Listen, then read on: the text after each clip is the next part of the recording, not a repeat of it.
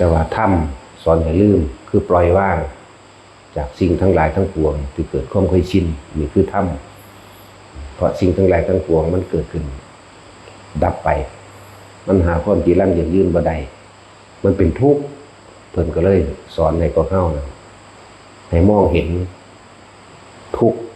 ในตนเองคือความเข้าไปยึดร่างกายตัวเองนั่นเป็นเหตุแห่งทุกข์ล่ะยึดร่างกายว่านี่ของกูนี่ก็ของกูผมกูตอนมันนมอยู่ก่อนว่าดำว่าตอนมันงอกมันบ่พอใจมันนั่นแหละเป็นทุกข์ตอนมันงอกบ่พอใจมันเด่นเนาะโอ้ยอันนั้นอันนี้หาแนวมาประดับประดาไหมตกแต่งเอาไหมนี่โลกสอนให้จำสอนอยากว่าอยากให้บ่อยากแก่บ่อยากเฒ่าบ่อยากเปลี่ยนแปลงจะเป็นเหมือนเดิมจะเป็นคือเก่านี่เรียกว่าโลกสอนให้จำแต่ว่าธรรมคือสิ่งทั้งหลายทั้งปวงที่ว่ามาเนี่ยล้วนแล้วแต่นี่ความเกิดขึ้นเป็นธรรมดาแตกดับเป็นธรรมดาพุทธเจ้าเขาจึงสอนให้พวกเขาลืมหรือปล่อยวางนั่นเองสิ่งใดที่เขายึดมั่นถือมั่นสิ่งใดที่เขาเป็นทุกข์กับมันคือสิ่งนั้นที่เขากำลังยึดมันนั่นเองเขากำลังปรุงแต่งกับมันบ่อยากให้มันแก่ชราบ่อยากให้มันห่อนบ่อยากให้มันหิวบ่อยากให้มันหนาวอยากให้มันดีในคือความพอใจของเจ้าของเป็นแบบใดก็อยากให้มันเป็นไปนุ่มแต่เป็นสภาพร่างกายก็อยากให้นุ่มอยู่จังสั่นบ่อยากให้เจ็บบ่อยากให้ปวดบ่อยากให้ป่วยแต่ธรรมชาติเกิดแก่เจ็บตายนี่คือธรรมคุณจึงให้มองเห็นสิ่งที่ตัวเองกำลังยึดก็ยึดตัวบ่อยากป่วยก็ยึดตัวนั้นเขามีความเจ็บความปวดความป่วยเป็นธรรมดาเนี่ยเพิ่นให้เห็นเป็นธรรมดามันบ่แสอยู่จังสั่นตลอดเลยวาง2 มื้อที่แล้วหลวงพ่อบ่ได้เป็นหวัดเด้ล่ะปันมื้อนี้คือเป็นเนาะบ่ได้สูญให้มันเด้ล่ะคือซื่ออยู่ก็มันบ่แม่นของเฮามันบ่จีรังยืนพร้อมมันก็บ่แสอยู่จังซี่เด้ล่ะเนาะแล้วจังซี่แหละก็ธรรมดาอยู่เด้ล่ะแหละเฮายอมรับกับความเป็นอนิจจังอนัตตาเฮายอมรับกับสิ่งที่มันเป็นเฮาสิไปทุกข์เองกับมันเนาะเดี๋ยวมันก็เศร้าเอาเองดอกมันเป็นเอาเองได้มันก็เศร้าเอาเองได้ตัวเนาะมันเกิดเอาเองได้มันก็ตายเอาเองได้เหมือนกันนั่นแหละเฮาสิไปวุ่นวายหยังกับมันนั่นแหละจึงบอกว่าโลกสอนให้จำธรรมสอนให้ลืมคือการปล่อยวางนั่นเองคำว่าลืมก็ดีจะไปนำเข้ามาอย่าไปคิดเข้ามานั่นแหละคือทั้งหลายอันหลายอย่างที่โลกเขาบ่รู้ความจริงเพราะว่าสิเป็นการจุติการเคลื่อนที่คติคือทางไปเพราะว่าสิเป็นการเกิดหรือการบ่เกิดคนทั้งหลายบ่ได้รู้เด้บ่ได้เกี่ยวกับว่าเจ้าสิเกิดโดนอายุ100 ปี150 164 ปีก็ช่างเจ้าบ่ได้รู้แจ้งเห็นจริงตามความเป็นจริงเจ้าบ่ได้รู้นี่คือทุกข์เจ้าบ่ได้รู้นี่คือเหตุแห่งการทุกข์คือการกลับมาเกิดนี่คือทุกข์ดับไปดับสนิทเย็นดับสนิทเป็นแบบใดเจ้าบ่รู้หนทางกันออกจากการเวียนว่ายตายเกิดนั่นน่ะทุกข์เจ้าบ่รู้โลกก็ซ้อนกันไปเพื่อให้เกิดความยึดมั่นถือมั่นในโลกอย่างเช่นว่าลูกตายมาเกิดเป็นลูกแม่อีกเด้อแม่นบ่หลานตายมาเกิดเป็นลูกเป็นหลานแม่อีกเด้อนั่นสอนให้จำบ่ล่ะว่าถึงบางคนก็แม่ตายพ่อตายปู่ย่าตายายตายเกิดพบใดชาติใดก็จะเกิดเป็นลูกเป็นแม่กันอีกเด้อนั่นเป็นสั่นล่ะแล้วคนทางโลกบ่ได้มีดวงตาเห็นธรรมบ่ได้รู้แจ้งเห็นธรรมอีหยังคิดเอาเองว่าเอาเองเห็นเราเป็นเราเองแล้วก็เข้าใจว่าคนเคยพากันเฮ็ดมาแบบใดก็อยากเฮ็ดไปแบบนั้นอย่างเช่นว่าคือคนป่วยคนเจ็บไข้ได้ป่วยเนี่ยเอาใกล้สิเบิดอายุแล้วบัดนี้ทางโลกเขาสิสอนกันแบบถ้าสิเว้าธรรมะให้ฟังจังซี่อย่าไปกวนเล่าอย่าเล่าอยากไล่ให้เราไปสบายๆซะจังซี่เด้ บางพวกก็หาเสื้อผ้าใหม่ๆมาให้หาเงินมาใส่มือให้หาท่องมาให้กำไว้เบิ่งมันธรรมดาบอกมันสอนให้กันไปนรกเล่นรู้จักบ่ล่ะเงินกูท่องกูเสื้อผ้าไม่กูไปดีใจน้ำจังสั่นก็มีเห็นบ่ล่ะจะคิดเอาเองแล้วนี่เอาไว้แต่สื่อทางไปสวรรค์เด้อเบิ่งมันงมง่ายขนาดใดก็บ่รู้จักหยังส่วนพระพุทธเจ้าบัดนี้ผู้เพิ่นรู้แจ้งธรรมรู้แจ้งโลกวิทูเบิดล่ะเพิ่นแสดงธรรมให้คนป่วยก่อนที่สิตายเพิ่นแสดงธรรมเด้ในพระคุณสูตรจังซี่พระภักคุป่วยเป็นโรคฝีโรคหนองเต็มต้นเต็มโตอยู่เพิ่นเข้าไปถามเธอยังพอทนได้หรือไม่ไม่อาจสามารถทนได้พระเจ้าข้าเหมือนดุจดังว่าร่างกายนี้จะฉีกเหมือนว่าหัวนี้จะแตกเป็นเสียงพระเจ้าข้าดูก่อนพระคุณะเธอจึงฟังเพิ่นก็สอนกายนี้ไม่ใช่เราใช่ไหมไม่ใช่เราพระเจ้าข้าถ้าเป็นของเราแล้วเราต้องบังคับได้ใช่ไหมใช่พระเจ้าข้านี่เพิ่นก็สอนเรื่องนี้สอนไปจิตคล้อยตามธรรมจิตคล้อยตามคำสอนพระพุทธเจ้าเนี่ยพระพุทธเจ้านี้ออกไปชั่วบ้านนานพระคุณะนั่นกะสิ้นล่มพอดีกับบรรลุอรหันต์คือบ่กลับมาเกิดอีกเพิ่นสอนบ่ให้ยึดถือว่านี่กายนี่ก็บ่เป็นของเฮารูปกายก็บ่เป็นของเฮาแต่เป็นของเฮามันต้องบังคับได้แหมนั่นหรือบ่เวทนาคือความรู้สึกบ่ว่าสุขบ่ว่าทุกข์บ่ว่าเฉยบ่ว่าสิ่งใดก็ช่างย่อมมีความเปลี่ยนแปลงเป็นไปเรื่อยๆแม่นบ่แม่นสัญญาเป็นของเฮาบ่เป็นพระเจ้าข้านี่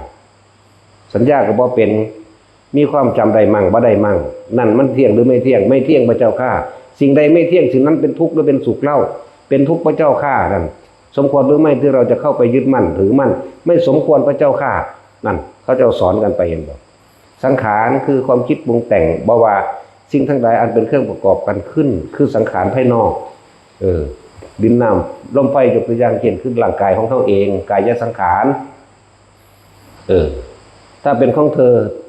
ต้องไม่เป็นโรคใช่ไหมก็ไม่ใช่นั่นก็ไม่เป็นพระเจ้าข้าจะกล่าวไปย้ายกับความคิดนั่นจิตตสังขารได้บัดนี้ความคิดนี่จะไม่คิดอยู่ในเรื่องเดียวจะไม่คิดนึกปรุงแต่งอยู่ในเฉพาะเรื่องเดียวแต่ละวันเธออาจสามารถจำได้หรือไม่จำไม่ได้พระเจ้าข้านั่นเห็นว่าล่ะแล้วเป็นของเราหรือไม่บอกไม่เป็นพระเจ้าข้านั่นวิญญาณการรับรู้ความรู้สึกหรือความรู้ต่างๆเฮาสิรู้แช่อยู่เรื่องเดียวใช่หรือไม่บอกไม่ใช่พระเจ้าข้ารู้ไปเรื่อยๆนั่นแหละหรือวิญญาณกายรู้อะไรมั่งรู้ร้อนมั่งรู้หนาวมั่งรู้เจ็บมั่งรู้หิวรู้ป่วยมั่งรู้สุขรู้ทุกข์รู้เย็นจะไม่แช่อยู่อย่างนั้นใช่ไหมนั่นเที่ยงหรือไม่เที่ยงก็หมายไม่เที่ยงพระเจ้าค่ะไม่ถ้าไม่เที่ยงก็สมควรหรือไม่ที่เราทั้งหลายจะเข้าไปยึดเอาไม่สมควรพระเจ้าค่ะเพิ่นส่งกระแสจิตนี่เพิ่นสอนเรื่องรูปกับน้ำกับรูปเพิ่นเด่นละขันธ์ห้าบอกภาษาธรรมบอกภาษาบาลีบัดนี้เป็นทั้งบ่จักว่าขันธ์ห้าคือหยังก็บอกเมื่อกี้แหละขันธ์ห้ากันร่างกายนี่แหละเวทนาสัญญาสังขารอย่างคือเบามาแล้วก็ใช่ว่าละขันธ์ห้าเท่านั้นถึงได้ล่ะบ่เข้าไปถือเอาจากอย่างพุทธเจ้าออกไปไม่นานจะสิ้นใจพระอานนท์ถามพระครูได้สิ้นใจแล้วพระเจ้าค่ะบัดนี้เธอได้ไปเกิดณสถานที่ไหนนั่นพุทธเจ้ายืนยันรับรองให้เลยเธอเป็นผู้ไม่กลับมายังโลกนี้อีกแล้ว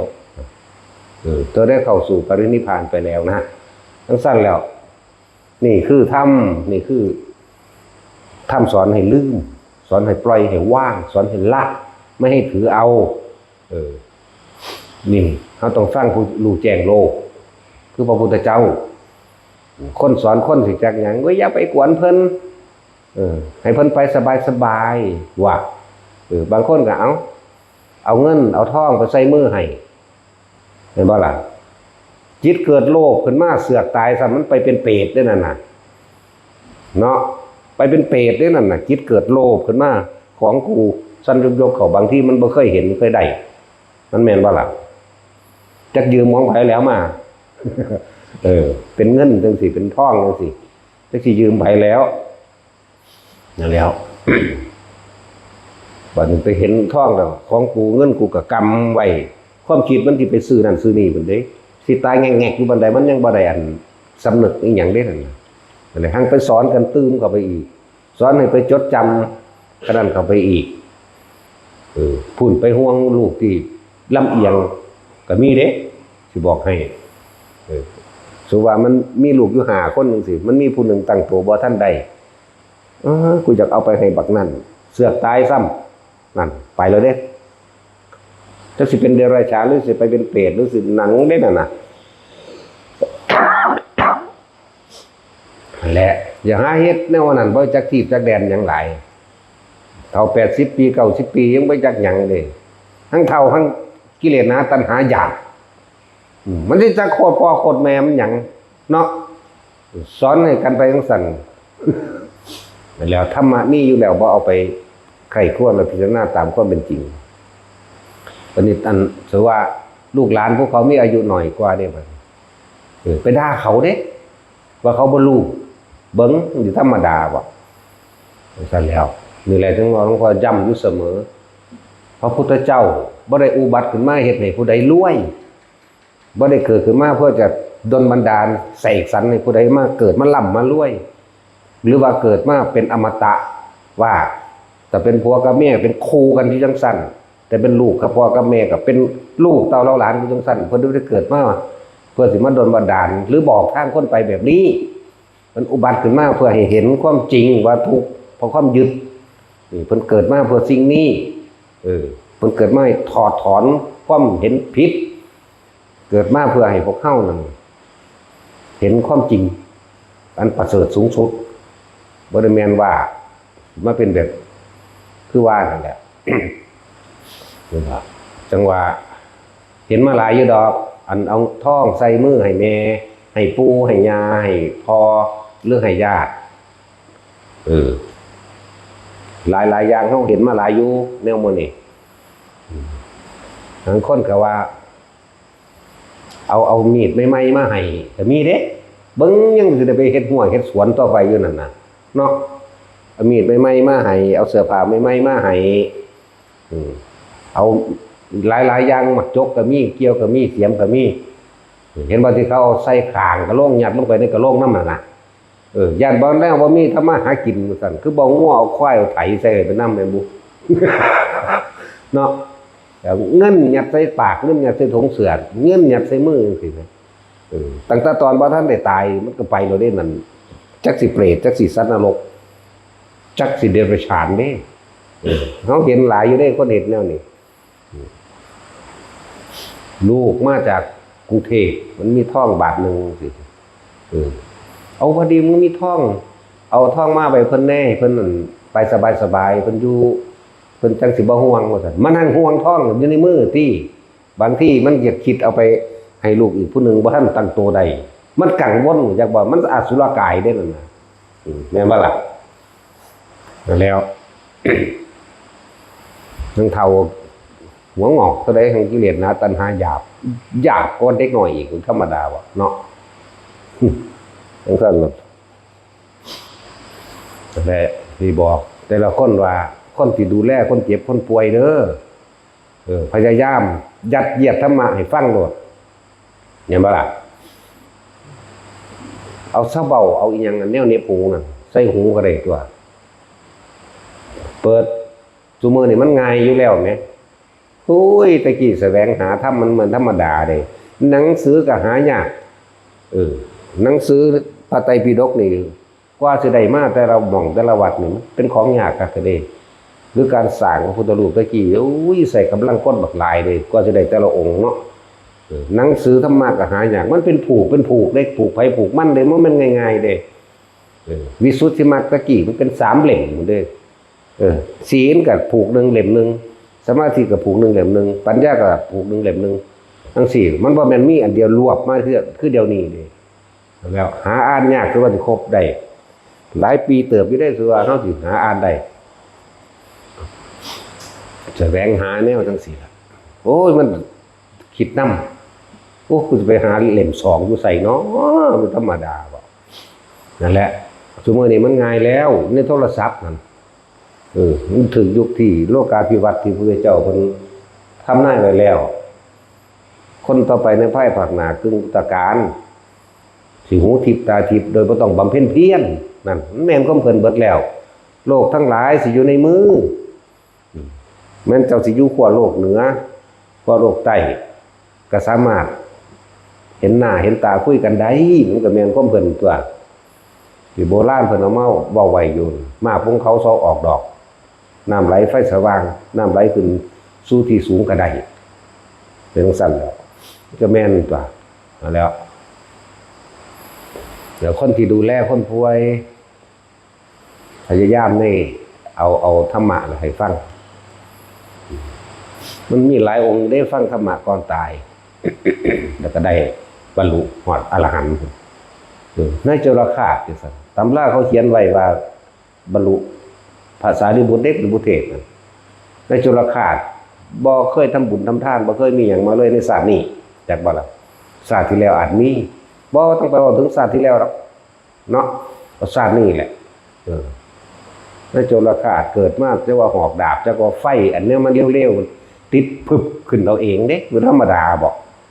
พอต้องออกจากท้องแม่มาแล้วมันจึงค่อยดับลงเด่นถึงสั่นตัว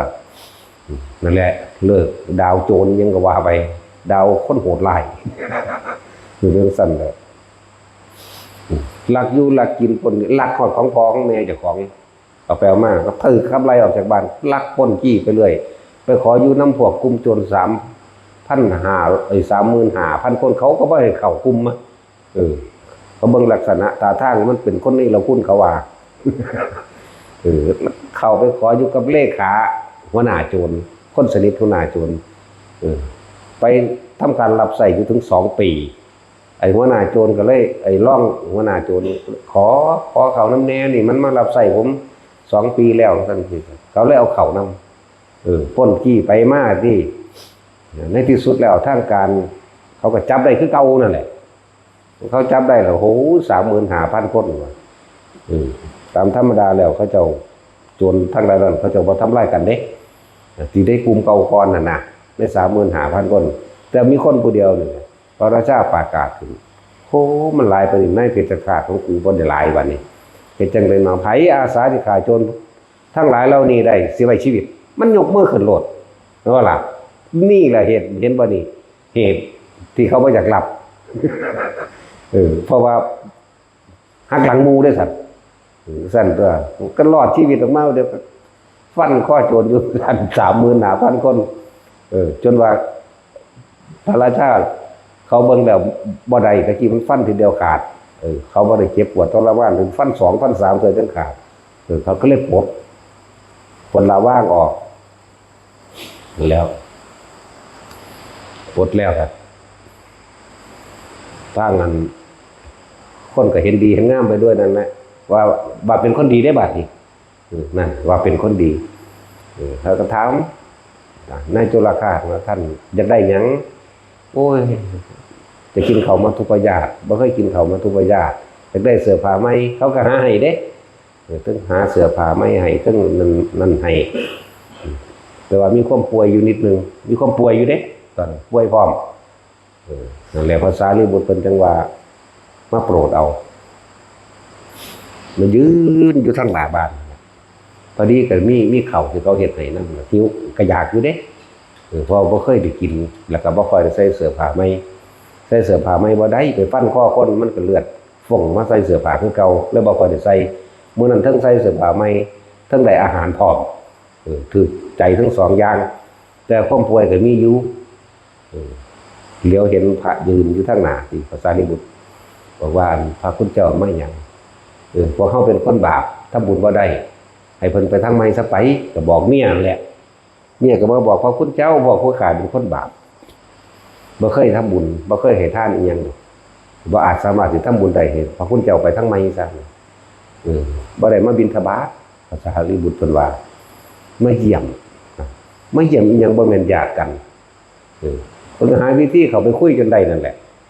เห็นบ่ล่ะ มันก็คุยไปคุยมากถึงใจกันแน่นั่นแหละคุยเรื่องอดีตมาแล้วเป็นสิ่งที่ล่วงมาแล้วมันก็สอนนั่นแหละอดีตเป็นสิ่งมาแล้วบางคนก็นึกถึงมันก็สอนไปเรื่อยสอนไปเรื่อยเกิดความศรัทธา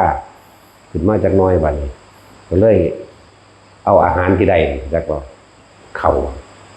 มันถูกประหยัดยังไงก็เลยใส่บาตรในภาษาลิบุตรจนเบิดภาษาลิบุตรก็เลยถามอาหารนี่เป็นของอาตมาแล้วแม่นบ่แม่นแล้วกระสันอาตมาสิแบ่งขึ้นให้ครึ่งนึงก็แบ่งขึ้นให้กินทั้งคู่นั่นแหละภาษาลิบุตรก็กินโจรกาก็กินกินแล้วร่างกายมันก็อยู่ได้มันก็เกิดความสงบระงับจากบ่กินอิ่มทั้งคู่แล้วเพิ่นก็เทศนาธรรมเทศไปที่บรรลุธรรมพรวดอนาคามีเห็นบ่ล่ะบัดสุดท้ายมาบัดจิตสุดท้ายบัดสุดท้ายเขาจริงๆบรรลุอรหันต์นี่นั่นแหละจังว่า คนป่วยให้ดูแลโดยเอาธรรมะนั่นแหละเป็นเครื่องชำระใจที่มันไหลลงทางต่ำก็คิดนึกต่างๆมันนี่แต่อยากดีอยากนี่อยากเป็นนั่นนี่รวยนั่นนี่หลายอย่างถือว่าไม่นี่ก็คืออีกตัวอย่างหนึ่งคือภาษาลิบุตรไปโปรดเอานายจรคาตผู้บรรลุอรหันต์ในตำราเขียนไว้ว่าบรรลุอนาคามีในตำราก็ผิดหลายอันอยู่เด้นั่นแหละคือนั่งอัมพาปารีนี่เขาก็บอกดูอยู่เด้โซเพนีทั้งแท่งลูกทั้งได้ผัวหลายแต่ว่ามันบาปมันผิดศีลก็เลยมันบอกบาทสุดท้ายมาในตำราบอกว่าได้อนาคามีแต่เขาบอกว่าบ่แมนได้อรหันต์เลยนั่นเป็นทั้งสั้นแล้วไปหาอ่านเพิ่มเติมเอาตัวทั้งสั้นแล้วเราบ่อยู่แค่นั้นว่าบัดจิตสุดท้ายบัดเราใจขาดตุนเราได้อรหันต์สั้นตัวสั้นแหละอันนี้เตือนหรือว่าบอกคนที่ดูแลคนป่วยพ่อแม่ปู่ย่าตายายลุงป้าอาหรือผู้มีพระคุณพ่อเลี้ยงแม่เลี้ยงยังก็แล้วแต่เถอะให้ทุกคนเอาธรรมะนั่นแหละให้ยัดเยียดไปใส่ก้อนตัวที่เหลือเนาะผู้ใดมาต้านมาท่านก็อธิบายเขาฟังก็สั้นแหละมันจึงสิไปทั้งดีบ่แม่นโลกบ่แม่นเหตุไปตามคนทั้งโลกเขาไม่ได้หู้แกล้งโลกอย่างเดียวแต่ของยังหากินยังด่าคนงักอยู่เนาะยังหวงบอกมวงนั่นกระดันอยู่ยังหวงนอไม้ยังละอยู่ทั้งหวงนอไม้ทั้งหวงไห้หน้าไปคนไปเลี้ยงงูเลี้ยงควายเขามาเก็บผักกระถินเกษตรน้ำขางเงื่อนจากบ้านด่าเขาอยู่ว่าสั่นสาบกคงป่อที่กันเอาขึ้นจะเป็นฝากชีวิตน้ำบกคงป่อเนี่ยเท่าใกล้จะตายแล้วอีห่าเนี่ยมันตายแล้วหรอว่าเราอยู่ในมหาวิทยาลัยเดี๋ยวนี้เรียกว่าอีฮานั้นธรรมดาวะเนี่ยจังสิเขายางผ่านไปอยู่เฮือนหลังหนึ่งมันมีแบบพงปอ2-3 หน่วยกันพอดีจะขึ้นไผแล้วหลับมันมีน้ำหยดปอกๆอยู่ยืนคำแอวจมดาอยู่สั่นก้ากอยู่เข้าแค่ว่าโอ้ยสำนันหนึ่งไม่ไงกระปันเขาไปกินได้ไปยังนะจะสิหวงยังกระดอดเลยว้าขึ้นบักดังก็เก่าอีปันเท่าหลักบาทนี่โอ้ยอีหาเบิ่งกันตัวบาทนี่โอ้ยอีเถ่าซื้อเขาก็ฟาดเอาคือกันเด้กิเลสนะตัณหาหยาบปานนี้กูบ่ได้บาปภาษาจัง4ตัวบาทโอ้ยอีหามึงเอ้ยที่ไปดูฝากไว้ก็บอกคงกระดันนี่บอกมันคงป้อมื้อเดียวโปกเองกินเองบ่ได้บ่บ่ได้ว่าขึ้นแม่มึงเขาบอกสำนีเนื้อสัตว์ขึ้นแมนอีลีเดคือมันฝากชีวิตไว้น้ำกันดิอารมณ์มันห่อนวือขึ้นธรรมดาวะนั่นแล้วเราสัมผัสได้ก็แล้วกันหน้าความรู้สึกนั้นวือขึ้น2-3 มื้อเสือกตายซะโอ้ยสมควรตายละอีหามึงอยู่นักโลกเนาะหวงหอดคนไปสอนน้ำไผ่น้ำหน้าหวงหัวกบหัวเขียดเนาะปานว่ามันไปเลี้ยงไว้ได้เลยนี่โอ้ยอีเถ่าสมควรตายแล้วล่ะจังสั่นเด้บ่ได้เงินเด็กแต่บ่มีคุณต่อคนต่อโลกต่อหยังหรอกสำคัญกับยุ่งนี่บ่มีคุณค่ากับมนุษย์เด้เนาะ ถ้าว่ามดแดงมันยังไปหาเจาะนั่นเจาะนี่เปื่อยย่อยสลายสารต่างๆเนาะมดแดงมดดำอันนั้นอันนี้ปวกมันก็ไปหาย่อยกันนี่ ตัวยุ่งมันเห็นอย่างนี้คนคือบ่มีเด้เนาะตอนมันอยู่ในป่าอันมันกินหยังมันคือใหญ่ไปได้หอด7 มื้อจังตายอยู่เนาะบาดเฮาเข้าไปมันคือกินเฮาเหรอแม่นบ่จะเคยจมให้มันอยู่อุ้ยตะกี้สูกินหยังตั้งแต่บ่มีกู บัดกูมันลุ่มกินกูนี่บ่ จังซั่นแล้วแต่เจ้าแปลกประหลาดแต่มันอยู่แต่มันบ่ได้กินหยังเด้เนาะบัดมีเฮาไปแล้วลุ่มกินเฮาโลดโอ้ยนั่นแหละจังว่าคิดหาประโยชน์ของยุ่งที่มีแก่โลกบ่มีเด้มีแต่เอาโรคไข้ไข้เจ็บมาใส่คนทั้งกินคนพร้อมเนาะบ่มีถ้ามดแดงหรือปวกหรือหนอนยังมีเด้มันยังย่อยสลายนั่นนี่ขนาดจุลินทรีย์มันยังย่อยอยู่ นั่นแหละนั่นแหละพวกบ่รู้จักหยังพวกอันเวลาคนเฒ่าคนหยังก็แล้วแต่เพิ่นป่วยนั่นน่ะเอาเงินมาให้มันก็หวงไว้นั่นล่ะเปรตเข้าใจบ่ล่ะเอาทองมาให้กับของกูเห็นบ่ล่ะดีบ่ดีมันเข้าใจเด้คนเฮามันสิคิดเข้าข้างของเด้เนาะบางทีเขาให้กำไว้ซื่อๆโหมึงให้กูแล้วเด้แล้วก็ด่าอีนั่นอีนี่สัตว์กันไปเลยเด้พุ่นมันคิดไว้จะไปให้ผู้อื่นให้สมมุติว่าลูกตั้งโตหันใดมันจะไปจังซั่นเด้มันเป็นความจริงเด้อนี่มื้อนี้ก็ดีแล้วก็ให้ก่อนที่ตายครับให้เพิ่นตายแบบสบายๆว่าบ่เป็นหยังดอกกูยังมีสมบัติพอสิไปใส่ในเมืองผีอยู่ปรโลกอยู่แหมมันไม่ธรรมดาเด้แท็กซี่มึงเคยได้ยินบ่แนวจังซี่มึงตะกูนั่นเด้เหตุแนวจังซี่ ที่ลีนี่แล้วนั่นแหละยังเบายังเขาเจ้ามีศรัทธาอยู่แล้วสำหรับคนป่วยจังซี่หาผ่าไตหาบาหรืออันใดก็ได้เฮ็ดสังฆทานตัวแม่นบ่ล่ะบ่แม่นเอาเงินไปให้กำไว้เฮ็ดสังฆทานนิมนต์พระไปรับถ้าลูกถ้าย่างก็ไปหันไปนี่บ่ได้ยกผ่าไตใส่หัวหรือหยังก็ตางเนิ่งก้นขึ้นถ้ามันลุกบ่ได้คักหลายก็เลยเนาะเฮ็ดสังฆทาน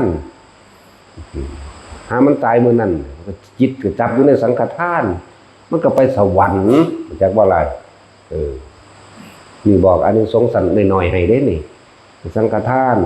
ถวายบาตรก็ได้ผ่าไตหรือสุดครบสุดบวชเลยก็ได้หรือถวายสิ่งใดสิ่งหนึ่งก็ได้ที่มันจำเป็นต่อหมู่สงฆ์ข้าวสารอาหารแห้งเงินทองหรืออิหยังก็แล้วแต่เฮ็ดเป็นสังฆทานนิมนต์พระไปรับแม้นเพิ่นสิไปผู้เดียวมันก็เป็นสังฆทานมันเป็นตัวแทนรับเพิ่นก็เอาเข้ามาหมู่สงฆ์คือเก่านี่บางที่จิตมันไปจับอยู่ตอนที่ได้ถวายผ้าถวายหยังก็ลาไปจิตจับตอนตายพอดีก็ไปสวรรค์อันนี้ทั้งท่านแหละแล้วก็ผู้ที่นั่นก็ฟังธรรมะเพิ่นฟังอยู่แล้วมึงบ่ไปเอาผู้ใดไกลก็ได้นะเอาย่ายอีหยังเมียพญามารนี่นะแล้วสิว่าอะไรลืมล่ะฮะยายเวียงยายเวียงอันยังย่ายยังคูขาเพิ่นลืมซื้ออีกแล้วนี่เห็นอันนี้นั่นแหมเจ้าให้ย่ายให้น้ำผัวตายไหมจะต้องงวดนี่เขาจะมาวัดน้ำกันตลอดนี่คนป่วยเป็นมะเร็งกระดูกกับได้ย่ายเวียงแต่ว่าเราทรงชาติเป็นเด้บ่เจ็บนี่เราตะกี้ศาลาได้หน่อยเฮานี่เรานั่งอยู่หม้องนี้งูไตขาเราจักว่าล่ะงูน้อยๆขาวๆดอกลายขาวดำดอก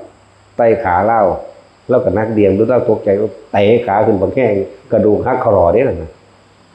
บ่เจ็บนั่นแหละเราทรงชาติเป็นบ่ล่ะเตะปุ๊บขึ้นหาขาหาคอของนั่งรถเข็นลูกไปบ่ได้แล่นไปบ่ได้เนาะจังซั่นแล้วบ่ได้เจ็บเลยเด้นั่นน่ะแต่เจ็บก็ห้องตายมันตัวคนกระดูกหักกระดูกหน้าแข้งหักคอต้องแต้มอยู่จังซี่ธรรมดาบ่แล้วดามาบ่ได้แล้วก็ไปนอนอยู่เฮือน แล้วก็เตรียมผ่าไตเตรียมของเฮ็ดเป็นสังฆทานนั่นแหละแล้วเลยบอกเล่าก่อนว่าตายซะแล้วก็ตายอีหลีเตรียมตัวตายเด้อบ้านนี้ตายซะเด้อบอกเล่า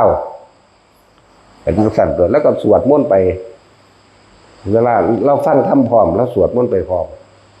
สั่นแล้ว เวลาเราตายแล้วก็ตายอย่างสงบตัวมันตายน้ำสวดมนต์จำบอกม้อยไปเงียบเป็นบ้าล่ะสั่นตัวนี้เบ้าสดเราเอาประสบการณ์เท่าเองที่เขาก็เห็นอยู่นี่โลดพอใหญ่มาแล้วก็บวชเมียเรา2 ปี 3 ปีอยู่ตัวเนาะทั้งสั่นแล้วนี่เอาเนี่ยกิ่งมาเบาเนี่ยมือเพื่อนเอิญยังภาษาทางนี่มือไงเพราะเขามือสังฆทานหามือสุดท้ายมือไงเพราะเขาทั้งนี้ก็ท่านหาเพิ่นเห็นเมียเพิ่นเป็นผู้สาวบักงามที่เห็นตาดิบนี่เด้อบ่ได้เข้าชงเข้าชั้นหยังได้บ่จักหยังได้นั่น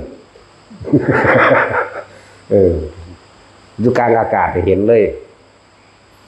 เห็นตอนเป็นสาวนี่แหละอุ้ยงามกว่าเก่าเด้อาจารย์ซั่นจะได้อยู่บ่อยากได้อยู่ข้าวซั่นบ่จักหยังคักมีนางสมมกคือเดี๋ยวนี้แหละเดี๋ยวนี้ด่าต่อหน้าต่อตาอยู่นั่นจังซั่นตัวนี่เว้าเรื่องว่าเราป่วยมาบ่ได้เรานอนอยู่บุญขาเราหักแต่ว่าเรามีศรัทธามาตลอดเราเฮ็ดมาตลอดอันนี้แม้นสิเราสิมีห่วงอยู่อย่างนึงคือลูกเราเองนั่นแหละเราบ่เลยบ่อาจสามารถตัดใจไปตรงนั้นได้แต่บ่เป็นหยังดอกเราสิต่อข้างบนเข้าใจว่าล่ะเราสิต่อเอาข้างบนดอกมันอัดแน่นเต็มที่แล้วฟังธรรมมันน่ะเข้าใจอยู่ทางเห็นบ่ได้เข้าใจว่าล่ะได้มั่งบ่ได้มั่งเราเป็นสูงอยู่อันนี้นั่นแหละก็ปรากฏมาเป็นประจักษ์พยานในเฮาอยู่มั้ยคนผู้เห็นนำก็เห็นด้วยสั่นแหละนี่แหละจังว่าการดูแลคนป่วยใส่ธรรมะนั่นแหละเฮ็ดจังได๋ก็ตายนะบ่แม่นฟังธรรมะแล้วบ่ตายเด้ตายเร็วเก่าๆอีกบ่แม่นว่าปฏิบัติธรรมแล้วบ่ตายเด้ปฏิบัติธรรมแล้วคนก็สั่งเนาะหมู่ก็น้อยยากก็ยากลำบากคือหยังได้คนปฏิบัติธรรมนี่มีแต่แนวขัดแนวขวางเด้จังว่าล่ะนั่นแล้วจังซั่นแล้วบ่แม่นว่าบ่ยากทั้งตายเร็วกว่าเก่าอีกบ่เป็นต้องมาปฏิบัติเด้บ่ได้ปฏิบัติให้อายุยืนเด้ให้เบิดอายุอย่างว่านั่นตัวเพราะว่าคนมันไหลไปทั้งโลกแบบใดล่ะย่านแต่บ่มีใดมีอยู่มีกินย่านต่างๆอันพระมาหลอกมาโกงมาต้มมาตัวเอาเบิ่งเด้อน่ะอันก็หวงเมียเฒ่าแขวเวิกออกไปข้างนึงไปแห้งแล้วก็ยังหวงเมียเนาะอีหลีนี่แล้วแต่นุ่งตะกี้คนเฒ่าแต่ใส่สินไหมนั่นมาแน่เพิ่นเบิ่งรุ่นอีห่านี่มักพระอะไรอุ้ยก็ปานว่าพระสิมักเนาะเฒ่าคักปานนั้นก็เลยแต่บ่เบิ่งเจ้าของบ่เบิ่งซากเจ้าของเป็นบ่ล่ะเบิ่งดูมันแต่งตัวไปท่านั้นท่านี่มันมักพระตัวเด้แม่นบ่ล่ะปานว่าพระสิมักพระก็มักผู้สาวตัว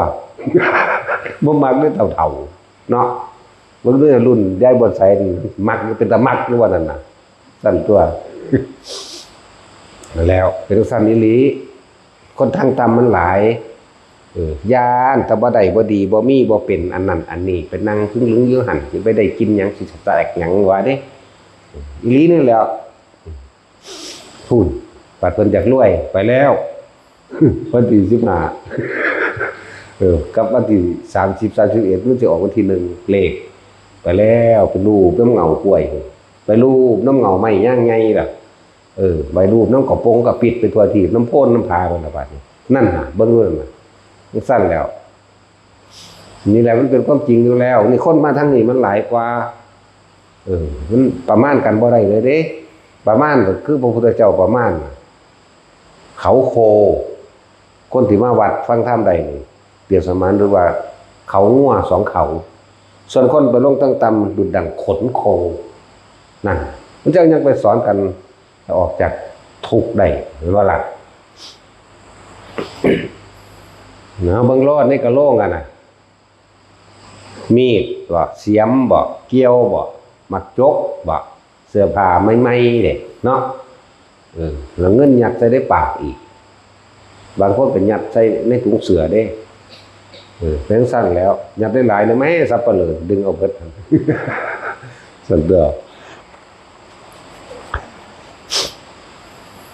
แล้วมันเป็นการคิดที่ลึกคิดถือถ้าบ่ฟังทำออกจากถูกบ่ได้ดอกถ้าบ่ฟังการฟังธรรมโอ้ยจากสิ่งที่บ่เคยได้ยินก็ได้ยินได้ฟังจากสิ่งที่บ่เคยเข้าใจก็เข้าใจจากที่บ่คันได้เข้าใจรู้แจ้งมันก็รู้แจ้งเหมือนว่าล่ะสิ่งที่บ่เคยได้ยินได้ฟังนี่ล่ะว่าสิ่งที่บ่เคยได้ยินได้ฟังจากคำว่าเข้าใจเห็นค่อยตามความเป็นจริงและสามารถบรรลุธรรมได้บ่เกิดดวงตาเห็นธรรมตัวนั่นแหละและสิไปเสื้อแต่เด็กน้อยเขาบอกคือว่าป่วยจังซี่นะคือเฮาบอกอยู่เดียวนี้แหละเอาธรรมะเด้อให้พ่อให้แม่ให้ปู่ย่าตายายเพิ่นบ่มักก็เปิดอยู่หั่นแหละลุกมาบ่ได้ดอกเนาะเปิดอยู่หั่นแหละคนเฮาฟังไปฟังมามันเบิดทางไปเบิดทางลูกมันเบิดกำลังมันน้อมใจไปเองดอกจังซั่นตัว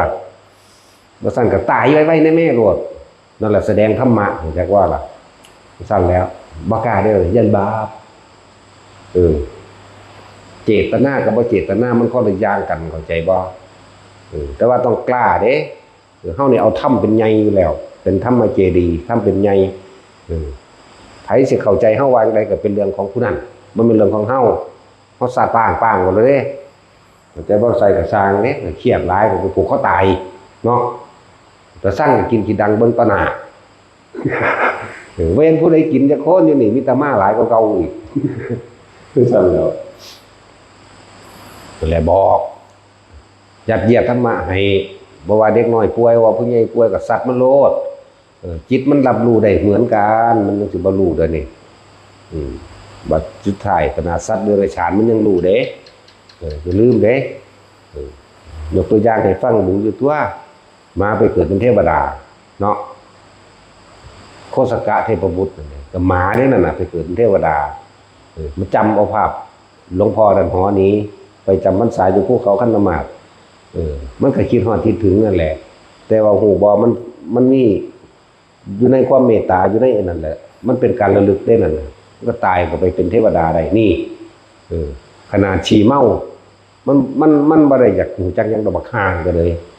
เทวดาเท่าท้องนะเมาเหล้าตู้กินด่าขาดเบิดตลอดมันเอาตีนสี่ใจขาดพอดีกับภาพมันจำจากภาพมันจำภาพพระพุทธเจ้านั่งคอมออยู่เทิงท่านมานั่นตายบ่ดีเสือกไปสวรรค์สันดาวดึงมันนี่แม่บักห่ามันมีนางฟ้าเป็นบริวาร700บ่เฮ็ดอีหยังมึงสิไปมีได้ปานนั้นนั่งเบิ่งนี่คืออานุภาพเข้าใจบ่นี่จิตตั้งมั่นล่ะอันนั้นน่ะจักว่ามันเพ่งไปพอดีกับตายยังว่าจิตสุดท้ายก่อนตายสำคัญที่สุดถ้าว่างก็ว่างได้เลยถ้าติดไปทางดีก็ดีไปเลยคือกันซั่นแล้วอะไรจังว่าให้ทุกคนดูแลคนเจ็บคนไข้คนป่วยยังก็แล้วแต่เอาธรรมะพวกเขามันเฮ็ดเป็นอยู่แล้วก็พยายามเฮ็ดเอาตัวเนาะมันบ่ได้เฮ็ดให้ไผให้เด้ออันนี้ก็บอกซื่อๆเด้บอกซื่อๆเฮ็ดบ่เฮ็ดก็สร้างเสือบ่เสือก็ตามบ่ให้ฟังเนาะอาจริงถึงแต่คนมาปฏิบัติธรรมก็ยังบ่เป็นตาสั่งก็ดอกเนาะคนมาปฏิบัติธรรมนี่หมู่สิน้อยลงบ่มีผู้ใดอยากคบหาเข้าใจบ่ล่ะได้ลี่มากลักมาแอบมากก้มหมู่มาอย่างคนเห็นเนาะขนาดนั้นเด้มาชิ้นข่าวบ่มีไผครบบ่มีหมู่เลยว่าซั่นไปเว้ากับเขาบ่รู้เรื่องได้บาดนี่จังซั่นตัวบ่รู้ก็สั่งแมงนะกูบ่กลับมาหาไผอีกแล้วแม่เนาะซั่นแล้ว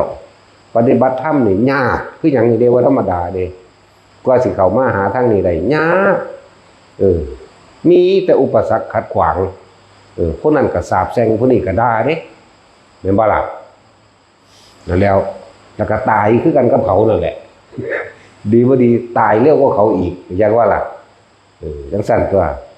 บางคนตายเลยบ่มาเกิดอีกบ่เกิน7ชาติบางคนก็ตายบ่เกิน3ชาติตายเลยบางคนก็ตายบ่เกิน1ชาติบางคนก็ตายเลยบ่กลับมาเกิดอีกพุ่นเด้มันตายจริงๆก็ตายนะเลือดแม่มันหยังเกิดมาตายบ่แห้งเนาะมันตายเดี๋ยวนี้ก็ตายตัวเฮาคือบ่เงิดแท้บ่ได้มีความกังวลได้มันตายเนี่ยซื่อๆอยู่นั่นแหละ ฟังเอาเด้อพวกก็ดีมันก็มีหลายอย่างพิเศษออกมาในนอกตำรานี่มันก็มีอยู่เด้นอกตำราอันนึงมันเว้าเรื่องของเพิ่นก่อน ว่าเรื่องเฮาอ่านมาจากประวัติหลวงปู่บัวเพิ่นเขียนไว้เรื่องเกี่ยวกับเมซี่แก้วเสียงล่ำเนาะคือมีนายพรานผู้หนึ่งไปยิงหมูมาเขาก็คั่วเรียบร้อยไปลูกหลานของนั่นนายพรานนั่นก็เอาเนื้อเขาก็ตั้งใจไว้อยู่ดอกว่าจะเอาเนื้อหมูนี่มาถวายแม่แก้วเสียงดำตลอดทั้งหมู่พระสงฆ์องค์เจ้านำมาแหละแต่ว่าหมูนั่นมันติดต่อได้เฉพาะแม่แก้วนี่ละมั้งคือว่าคุณแม่ผมนี่คือหมูผมถูกยิ่งตายบักนั่นยิ่งผมมือนั่นมือนี้เวลาตอนนี้ผมขอถวายเนื้อหนังเด้อนี่เห็นบอกเขาเปลี่ยนใจกับเจตนาอาศัยแต่เนื้อหนังนี่แหละเพราะได้เป็นบุญกุศลในคุณแม่รับให้แน่คุณแม่สันให้แน่จังซั่นแล้วบัดนี้เพิ่นออกจากภาวนามาเพิ่นก็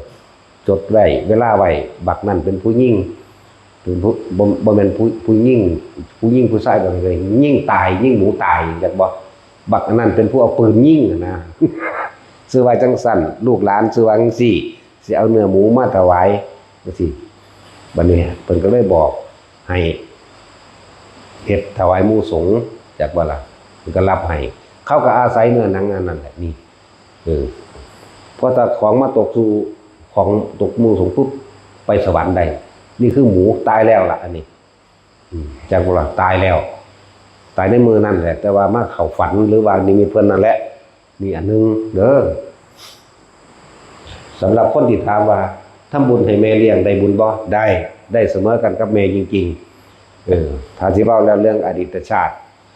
ที่มาเกี่ยวกันชาตินี่บ่ได้เป็นแม่กันเป็นชาติที่แล้วนั่นเองจักบ่ล่ะ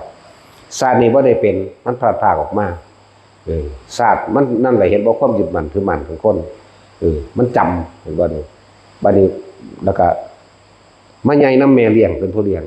คือว่าทำบุญอุทิศให้แม่เลี้ยงได้เสมอกันกับแม่จริงบ่ได้เสมอกันเพราะนั่นก็คือแม่จริงๆเหมือนกันแต่ว่ามีความผูกพันลักษณะนี้มันบ่แสดงออกทั้งเป็นแม่เข้าใจบ่ล่ะสั่นตัวสิว่าอีหยังกระดาษแม่นี่แม่ในอดีตศาสตร์นี่สมมุตินี่บ่ทันได้ตายแต่ลูกตายก่อนแม่นี่ไปเกิดน้ำอีกแม่หนึ่งแต่ว่าก็ยังพากันนำมาหาแม่เก่าไหมก็จังสั่นมันยังมีอยู่เด้ล่ะนี่คือนอกพระไตรปิฎกแน่นี่ก็ยังมีจังสั่นแหละมันหลายเรื่องพอดอกต่างๆเฮาสิเว้านอกประเด็นนี่ประสบกับเฮาเองก็เยอะแยะตัวของบ่บอกซื่อบางที่เลือกเลี้ยวเบิ่งอาหารที่เขามาไอ้ที่หยิบเอาตอนเดียวเอายังหลายก็เท่านั้นแหละกินบ่กินก็อีกเรื่องนึงเด้แต่ว่าหยิบแล้วนี่จักบ่ล่ะคือว่ายังหอดหนูพุ่นแล้วผู้ขาเป็นหนูผู้หญิงอันนี้ผู้เขาออมหนูมาบ่ได้อยากกินออมหยังเด้อสิบอกอย่าไปหาว่าเด้อมื้อนั้นอ้อมหนูใส่อันนั้นอันนี้มาให้นะรับให้ข้าน้อยแหน่อัญญาก็เบิ่งแบบมันมีอีหลีเว้ยกูคงจักแล้วว่าต้องบอกไปแล้วก็ไปอีกหานี่เสร็จแล้วก็ยิบใส่นั่นแหละ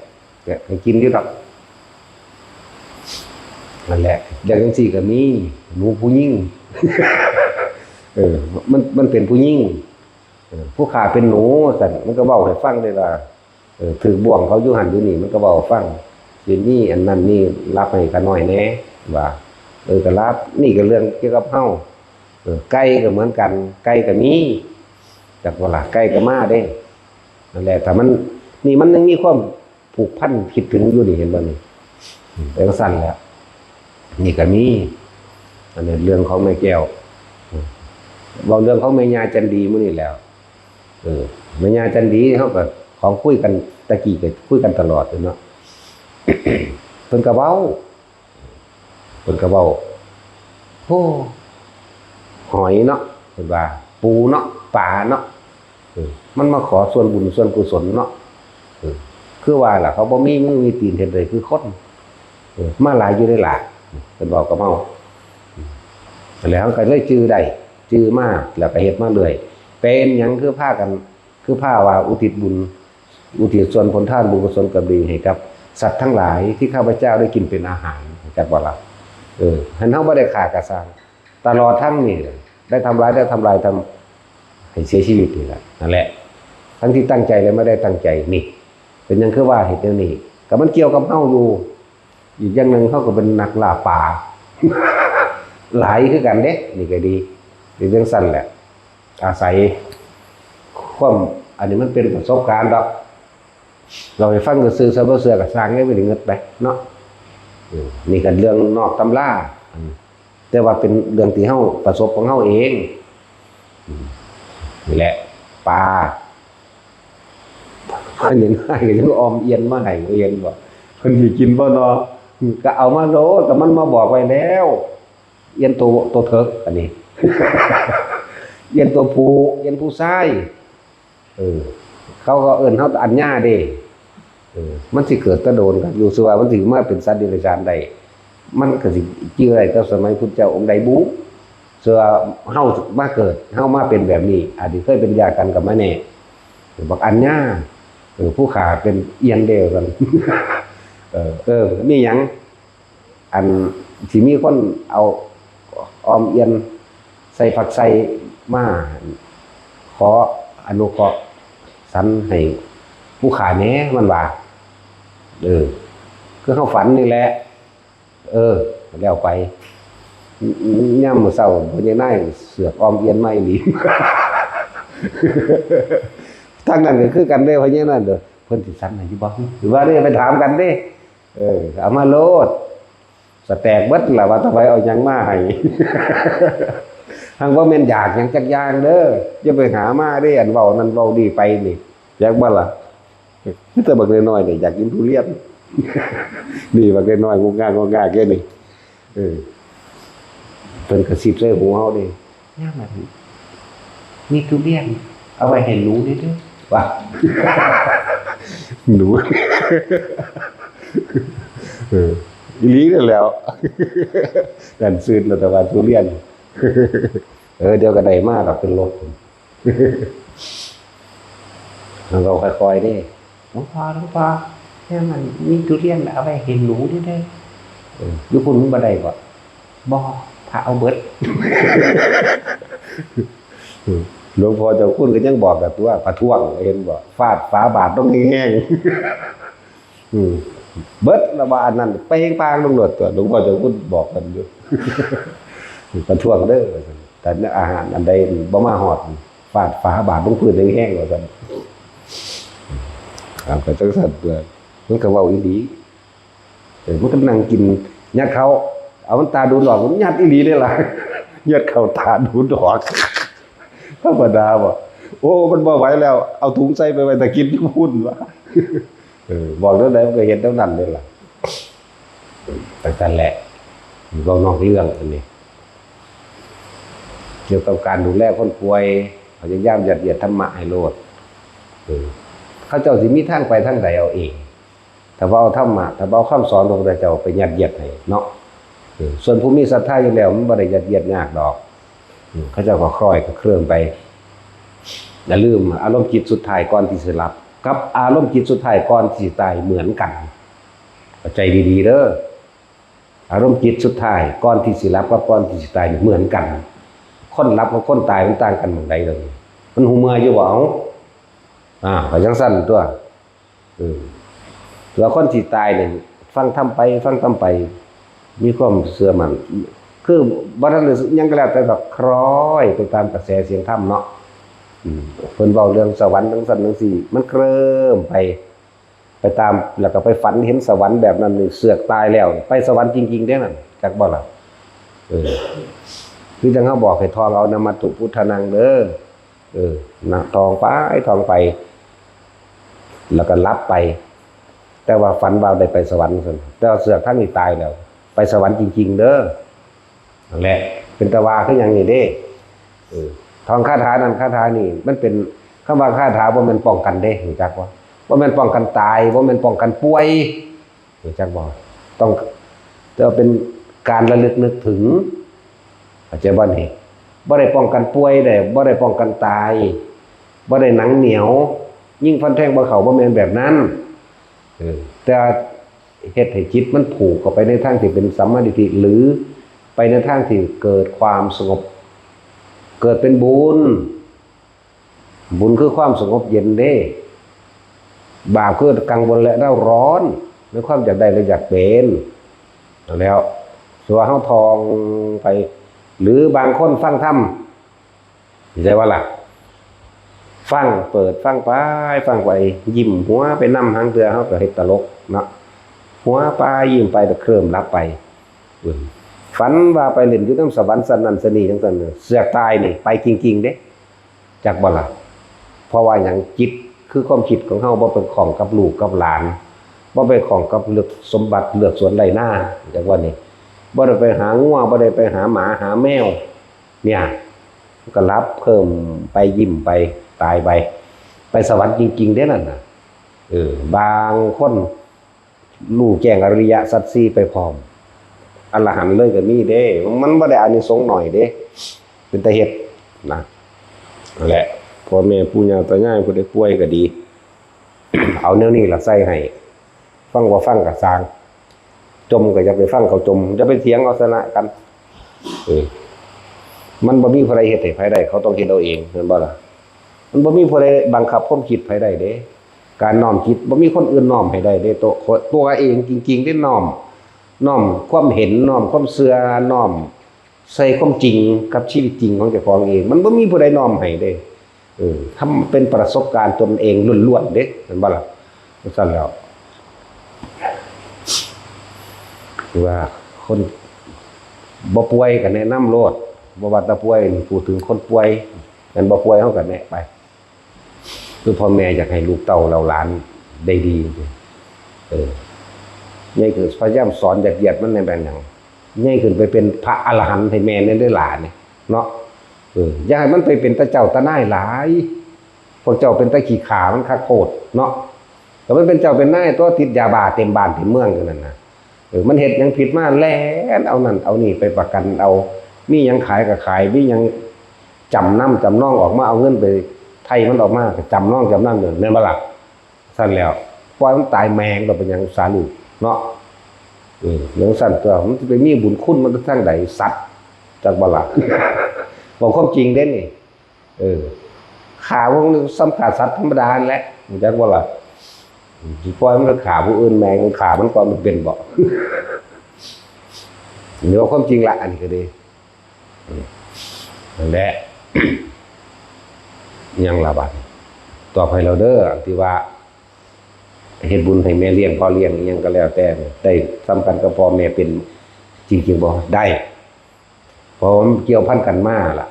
จักว่าล่ะมันเป็นศาสตร์ใกล้ๆทีนึงเด้นี่คือคนมันจื้อศาสตร์ใดในศาสตร์เดียวนี่จักว่านั่นตายจากพ่อแม่นี่ตายก่อนพ่อก่อนแม่ตายตอนเป็นเด็กน้อยจัก7 ขวบ10 ขวบก็แล้วแต่จักบ่แล้วมาเกิดนำแม่ผู้ใหม่นี่นำมาหาแม่ผู้เก่ามีความผูกพันกับแม่ผู้เก่าหลายกว่าอีกสั้นแหละอันนี้ก็เหมือนกันเขาก็เคยเป็นแม่เฮาล่ะเขาจึงเอาเฮาไปเลี้ยงจังว่าล่ะก็เลยเป็นแม่ศาสตร์ที่คือว่าแม่นี่ศาสตร์ที่1ผู้ต่อไปเป็นศาสตร์ที่2ที่3ก็ได้ใกล้ๆกันนี่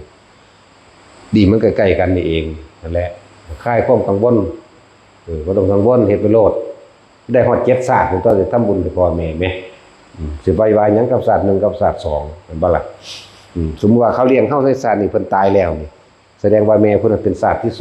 2 1คือแม่นี่2คือแม่ที่มาเลี้ยงนี่เข้าใจบ่นี่จังซั่นตัวอันแรกให้มั่นใจเฮ็ดไปโลด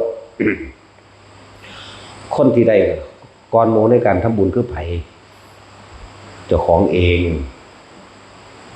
บุญคือความสงบเย็นคือความสบายใจในเจ้าของเองที่ได้ทำจักบ่นั่นแล้วเจ้าของเองได้ก่อนบุญเกิดจากผู้ให้ไม่ใช่ผู้รับเว้าประจำเด้อบุญเกิดจากผู้ให้นี่ให้แล้วเนี่ยบุญอันเกิดจากการให้ทานให้แล้วไม่หวังผลในทานไม่มีจิตอุพันในผลแห่งทานและอุทิศผลทานบุญกุศลกบีให้กับญาติผู้ล่วงลับไปแล้วจากบัดนี้บุญเกิดจากผู้ให้เฮาเป็นคนให้เฮาบ่หวังหยังมันก็สงบแล้วนี่แหละผู้ได้รับความโมคือเจ้าของเรียกว่าบุญอันเกิดจากผู้ให้ไม่ใช่ผู้รับส่วนผู้รับสิเป็นพระพุทธเจ้าสิเป็นอริยสงฆ์สาวกก็ตามบัดนี้ขึ้นอยู่กับอันนั้นคืออานิสงส์ที่เฮาสิพึงได้ต่างหากดอกจากบ่ล่ะหมายความว่าเป็นพระผู้เพิ่นทรงศีลทรงฌานเพิ่นก็สิแสดงเรื่องฌานล่ะให้เจ้าฟังจากบ่ล่ะและถ้าสมมุติว่าถ้าจะเว้าเรื่องอันนึงแสนโกรธเท่าเด้ท่านคนทรงฌานไล่เบิ่งเอาที่นำพุทธวจนะก็ดีให้ท่านกับสัตว์เดรัจฉาน100ครั้งแม่นบ่อานิสงส์ก็ยังไม่เท่าให้กับมนุษย์ผู้ทุศีลคนบ่มีศีล1,000จังซี่ให้คนมีศีลเท่าใดให้คนไม่มีศีลน่ะ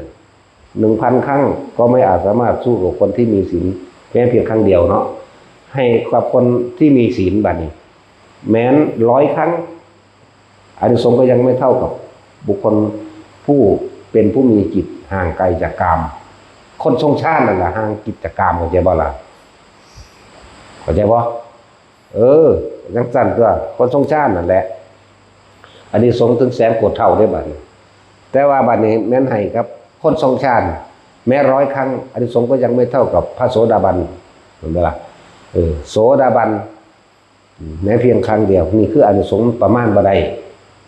จะบ่ล่ะโสดาบัน100ก็ว่าทอสกิทาคาไล่ไปจนมาหาพระพุทธเจ้าให้พระพุทธเจ้า100 ครั้งอานิสงส์ก็ยังไม่เท่า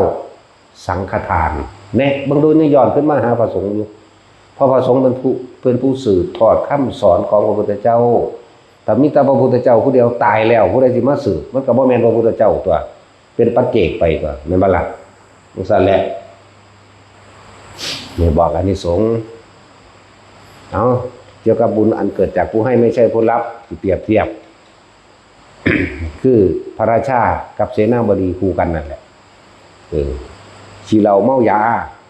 บ่มีปัญญาทำมาหากินมันก็ไปหาเอาผ้ากาสาวพัดผ้าเหลืองทั้งใดบุละมาห่มแล้วมันก็ขอทานพระราชาก็ให้ทานเสมอก็ดีใจว่าเจ้าของได้ให้พระอรหันต์ก็เลยบอกพระเสนาบดีนำไปเบิ่งดูเพิ่นเป็นอยู่จังไดความเป็นอยู่แบบใดเสนาบดีมันก็นำไปที่บางนั้นมันเป็นคนขี้เหล้าเมายาหลับตาบางคนในเขาได้ปลามันก็ถอดสุดออกเห็นบ่ล่ะทางเสนาบดีเห็นแล้วบักหามึงเอ้ยเห็นบ่ล่ะเดี๋ยวก็มารายงานพระราชาย่านพระราชาเสียใจบัดนี้ก็เลยขี้ตัวโอ้ยเพิ่นเป็นอรหันต์เด้อซั่นเขาไปสู่ป่าบังโพ่นคอยแล้วหอไปเลยพระเจ้าข่าซั่นโอ้ตั้งนี่ขนลุกปลื้มขึ้นเก่าๆนี่เห็นบ่ล่ะซั่นตัวต่อมาพระราชาน่ะตายไปสวรรค์เข้าใจบ่ล่ะตอนนี้ถึงผลทานของเจ้าของเองที่ว่าได้ทานให้ตั้งแต่ท่านได้ขี้เหล้าเมายาเด้น่ะคนขี้ตัวได้นั่นน่ะมันมาตัวมันสิคร้านเฮ็ดเวียกจักว่าล่ะเลี้ยงเจ้าของเองบ่ได้มันเลยมาหาขี้ตัวคนกินซั่นพระราชานี่ก็บ่มีลูกบ่มีเมียก็แต่งเสนาบดีผู้นี้ล่ะบอกให้รับสืบทอดต่อเป็นพระราชาต่อแต่ว่ากระทำตามประเพณีหมายถึงพระราชาในพระทานพระราชาผู้ใหม่ผู้เสนาบดีขึ้นมาเป็นแทนกระท่านเหมือนกันแล้วเสือกเป็นพระอรหันต์แท้ที่บัดนี้เป็นพระปัจเจกพุทธเจ้าแท้เด้บัดนี้มาบิณฑบาตเสมอทั้งกับใส่ทานใส่ซื่อๆบ่ได้มีความยินดีเด้นั่น ใส่ตามประเภทนี้ว่าพระราชาองค์กรพระทำแนวใดเขาก็เฮ็ดแนวนั้นเพราะว่ามันเป็นที่ผูกใจชาวเมืองแล้วอย่าบ่ล่ะเป็นตัวอย่างนั่นแล้ว ใส่ดูเขาแล้วกันบัดนี้ก็บอกเสนาบดีเจ้าของเองจักบัดนี้ไปนำเบิ่งดูเพิ่นเป็นอยู่แนวใดตั้งแต่ความมั่นใจของพระราชาผู้นี้เข้าใจบ่นี่มั่นใจแล้วล่ะว่าบ่แม่นพระอรหันต์มั่นใจแล้วว่าต้องเป็นขี้เหล้าเมายาคือผู้นั้นคือผู้เจ้าของไปเบิ่งนั่นผู้นี้ไปนำไปเพิ่นเข้าสู่ป่าที่บังรับตาของคนแล้วเพิ่นก็เหาะไปได้กับอากาศจริงๆบัดนี้เสนาบดีนั่นก็มาบัดนี้มาบอกหูยเป็นพระอรหันต์พระเจ้าข้าซั่นเพิ่นซื้อเข้าสู่หมู่บางทั้งเด้อเหาะขึ้นไปโดนอากาศมึงบ่ต้องมาตัวกูดอกในใจเพิ่นเห็นบ่ล่ะจังซั่นแล้วพระราชาผู้นี้ตายบ่ได้คิดถึงผลบุญท่านหยังเด้จักว่าล่ะไปนรกนี่ท่านในพระอรหันต์แท้ๆเด้อันผู้นี้อันพวกท่านบักหาขี้ข้านขอท่านคนกินซื่อๆที่เราเมายานั่น พระราชาผู้ก่อนไปสวรรค์ทั้งที่ท่านให้กับคนที่เราเมายาจิตตัวแต่พระราชาผู้ที่สองท่านในพระอรหันต์แท้ๆจิตบ่ได้น้อมไปเห็นบ่นั่นแหละไปยึดมันถือมันแต่ของเคยเห็นมาไปยืนยันไปตัดสินไว้แล้วโอ้ยไปขี่เราเมายาบักคือเก่านั่นแหละคิดไปนั่นเห็นบ่บ่ได้นึกถึงตรงนรกพระราชาผู้ดีก็สวนกันแต่งผู้ที่สามคนมาบัดนี้มีความมั่นใจได้บัดนี้ว่าผู้นั้นเป็นอรหันต์แท้เลยเกิดเป็นประเภทนี้มาเลยเป็นสั่น พระราชานี่เลยส่งทัศพิษราชธรรมไปเลยนี่ผู้ที่สามนี่จากบัดนี้ผู้ที่สามก็เห็นแท้ๆก็เป็นอรหันต์อีหลีเป็นสั่นตัวนั่นแหละว่าเว้าอาจจะนอกตำราให้ฟังแน่เป็นหลายอย่างบ่แม่นเป็นบางอย่างมันแต่งูก็ยังมาขอเนาะงูมั้ยจำได้อยู่ตอนเป็นเด็กน้อยเฮาเคยขางูมันกำลังเกี่ยวกันอยู่กลางทุ่งนาฝนตกใหม่งู2ตัวงูสิง งูสิง2ตัวเมียมันก็มาทั้งคู่มันเด้ทั้งคู่มันมาขอจำได้บ่ว่าเคยขาผู้ขาว่าซั่นก็จำบ่ได้แล้วมันก็ระลึกให้เบิ่งเสยมั้ยจำเท่าเดี๋ยวนี้ก็เว้าไปเดี๋ยวนี้ก็จื้อได้อยู่ว่าแต่ของไปขาอยู่กลางทุ่งนาฝนตกงูสิงเกี่ยวกันอุดมขึ้นค้อนฟาดผู้ว่าตายทั้งสอง มันก็มาขอนั่นแหละแนวนี้ก็มีเด้จะพยายามเฮ็ดให้หลายอย่างนั่นแหละ จนเป็นที่พอใจเขาแล้วนะนี่ก็นอกเรื่องเป็นเรื่องของเจ้าของอันนี้ตื่นเล็กน้อยคนดอกอันนี้ก็นอกเรื่องนี่ก็ยังมีแบบนี้ก็มีเห็นบ่อยากพ้นออกจากภพภูมินั้นตอนนี้เกิดกลายเป็นสัตว์ก็เป็นเดรัจฉานทิพย์นั่นแหละพญานาคทางบ่ได้มีฤทธิ์มีเดชหยังดอกนั่นก็มาเนื้อนี่ก็มา มาแต่บ่แม่นมาในฝันซะแม่นั่งขโมยอยู่บาดเห็นก็เห็นโลดก็เว้านำกันโลดทางว่าได้ออกเสียงเด้ผู้ใดบ่เห็นนำถือว่าเป็นบ้าล่ะเว้าผู้เดียวเว้ยเนาะเว้าผู้เดียวว่าเป็นบ้าสังเกตเบิ่งก็ได้แต่เฮาบ่เคยเห็นคนว่าเนาะบ่ในโทรศัพท์ก็เป็นบ้าคือกันนั่นแหละเนาะเอาอีหยังบ่มาเว้าอยู่ผู้เดียวทั้งศูนย์ทั้งหายทั้งเตะก็มี บ้าเบิดหลังก็เลยแต่เฮาบ่เห็นคนสนทนานํก็เฮาก็ว่าบ้าคือกันแหละเนาะก็วากอยู่ผู้เดียวก็ยังมีบางคนก็หัวเนาะบางคนก็ไห้นํโทรศัพท์ บ้าคือกันนั่นแหละเดี๋ยวคือกันกับไผบุบ้าคือบ้าล่ะเนาะตัดสิน นั่นแหละนำไปคิดพิจารณาเด้อไปก็ดีนั่นแหละจังว่าเวลาเฮาทำอะไรที่มันเป็นบุญกุศลนะอุทิศออกตลอดดูหมู่พระเหมือนกันหมู่ภิกษุสงฆ์ของเฮานี่นั่งอยู่รับอาหารไปแล้วนั่นน่ะทรงชาติเลยสิทำการอุทิศบุญกับอุทิศไปตัวนึกเข้าไปจับจุดนั้นโลภได้แล้วหรือปิติอันใดนึงเกิดขอผลทานบุญกุศลกรรมดีนี่ที่ข้าพเจ้าก็ทำมาแล้วอยู่ตั้งแต่อดีตตอนต้นจนถึงปัจจุบันณขณะนี้ผลพึงมีแก่ข้าพเจ้าเพียงเท่าใดข ขออุทิศให้สรรพสัตว์ทั้งหลายไม่มีที่สุดไม่มีประมาณทุกหมู่เหล่าบรรดามีเนี่ยของเฮาเฮ็ดประจำซุมื้ออยู่แล้วนะจังซี่นี่คือบอกเฮ็ดประจำซุมื้อบางที่ก็สวดบทใดบทหนึ่งขึ้นมาแล้วอุทิศออกไปเป็นดุจดังว่าปัญญาสวดมนต์บทใดบทหนึ่งนะอย่างเช่นธรรมจักรหรือมหาธารณปริตจังซี่นะสวดขึ้นมาแล้วขอกระแสเสียงธรรมอันเป็นคำสั่งสอนแห่งองค์สมเด็จพระสัมมาสัมพุทธเจ้านี้จงถึงแด่หมู่เราสรรพสัตว์ทั้งหลายไม่มีที่สุดไม่มีประมาณทุกหมู่เราบรรดามีนี่คือเฮาเฮ็ดประจำเวลารับอาหารแล้วนี่แม่นบ่ล่ะพวกนี้เขาก็รับไปของเฮามันได้หนังสือเล่มนึงจักว่าล่ะแบบนั้นแหละนี่คือสิ่งที่เฮ็ดประจำบอกสิ่งที่เป็นส่วนโตเพื่ออยากมีผู้เฮ็ดนำบ่ว่าสิอยู่แต่เฉพาะที่นี่อยู่ที่ป่าหรือนึกได้เมื่อไหร่ให้อุทิศโลดเรียกว่าเป็นการทรงพรหมวิหาร4ไปในตัวเลยเด้นี่จักบ่ล่ะอย่างสั่นตัวนั่นแหละมันทางไปของมันดอกได้หรือบ่ได้ก็เป็นอีกเรื่องนึงแต่ว่าเฮาเฮ็ดไว้แล้วก็ขาดออกไปแล้วเฮาบ่ได้หวังผลในการเฮ็ดบ่ได้หวังผลในการทรงบุญอุทิศบุญอันเกิดจากการระลึกนึกถึงคำสอนของพระพุทธเจ้าภายในจิตของเฮาเฮาระลึกแบบคำแปลเลยแต่มีเด้ไหลออกมาเป็นคำแปลเลยคือจังว่าจากโคสมิงตินิพินทติเวทนายะปีนิพินทติจังซี่เฮาไหลออกเป็นคำแปลเลยนึกอยู่ทางในนี่มันไหลออกมาเนี่ยขอกระแสเสียงธรรมเนี่ยอันเป็นคำสั่งสอนของพระพุทธเจ้านี่จงถึงแด่เด้มันไหลขึ้นมาเลยมันสิเป็นของมันนี่แหละเฮ็ดอยู่จังซี่เป็นประจำอยู่แล้วบ่ได้แม่นบทเดียวเด้หลายบทบางทีก็แปลออกมาในตัวเองบางทีก็บ่แปลก็เป็นภาษาบาลีเบิดบางทีก็มีนั่นแหละเป็นเครื่องอยู่จักว่าเป็นเครื่องอยู่หรือเฮาไปหันไปนี่จังซี่มันก็เป็นของมันเองดอกพลังงานความดีไหมทรงอารมณ์มันเป็นกุศลอยู่แล้วเนี่ยทรงพรหมวิหาร4ตลอดเว้าอย่างนึงก็ดีนะแล้วก็ให้เป็นกลางๆแต่ว่าจำพอเจ้าจงก็มีเวลามันมาสัมผัสจากว่าคือพวกงู2ผัวเมียนั่นตกปลาเอียนหมูหลายอย่างอยู่ดอกก็สิเว้ามามันก็หลายอยู่แหละเว้าเรื่องของผู้เพิ่นได้ความเคารพนับถือแล้วคือแม่แก้วเสียงล่ำจังซี่นะแม่ย่าจันดีจังซี่เพิ่นก็เว้าเพิ่นก็บอกเข้าพร้อมเด้คนเฮานี่อาศัยเนื้อหนังมังสาผู้อื่นเด้อย่าลืมเด้นี่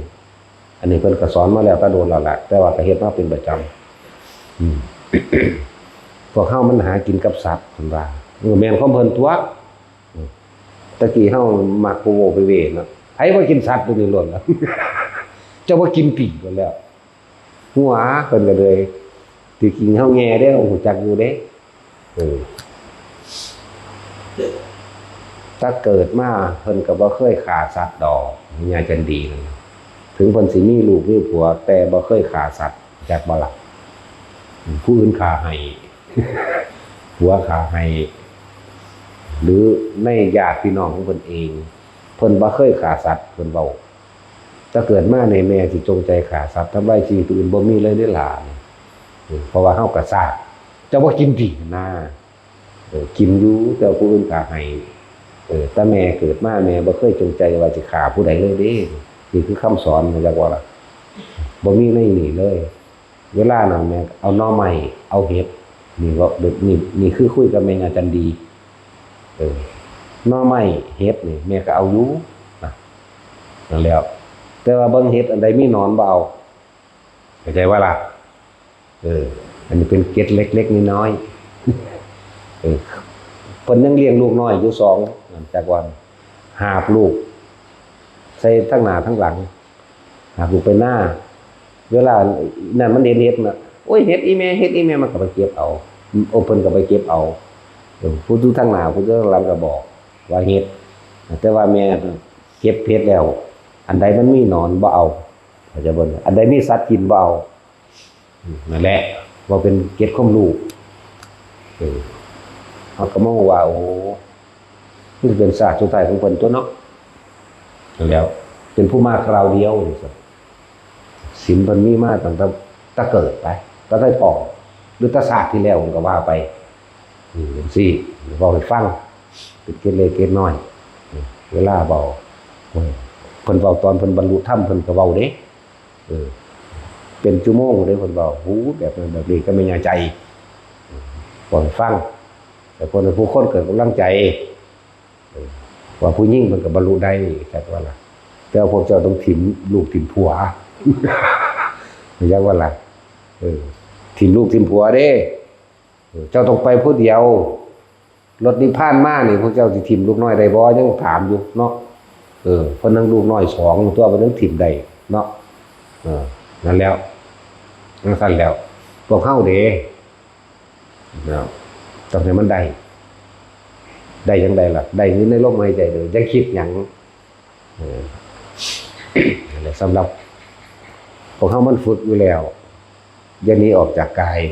อย่าย้ายที่ทุกข์เมื่อไหร่ที่นี้ออกจากกายเมื่อนั้นเราย้ายที่ทุกข์ย้ายภพจากบัดนี้ตอนนี้เฮาอยู่ในภพมนุษย์อย่าส่งความคิดออกไปจากลมหายใจจากอุณาโลมถ้าเฮาส่งความคิดออกไปหาคนนั้นคนนี้แล้วเฮาคิดนึกปรุงแต่งโดยเจตนาส่งออกไปเข้าใจบ่นี่